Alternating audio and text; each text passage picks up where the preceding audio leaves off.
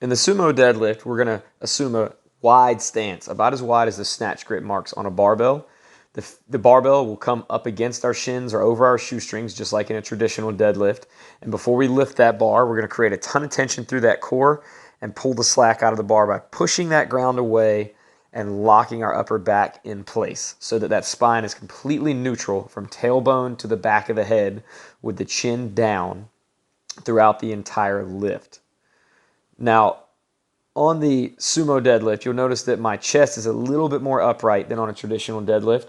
This is simply due to the width of the stance and how close I can pull that bar in as compared to a traditional deadlift. It tends to be a little gentler on most people's backs, especially if they're taller, because by placing the feet wider, they don't have to lean over as far as a traditional deadlift.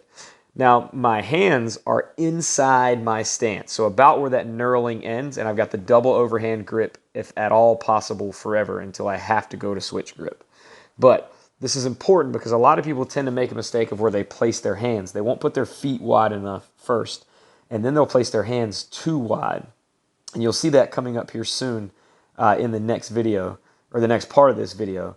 But they have a tendency to have a narrow stance and the hands are out wide. And when the hands go out wide on a deadlift, it's going to require somebody to lean over further than they normally would in order to achieve that barbell on the ground.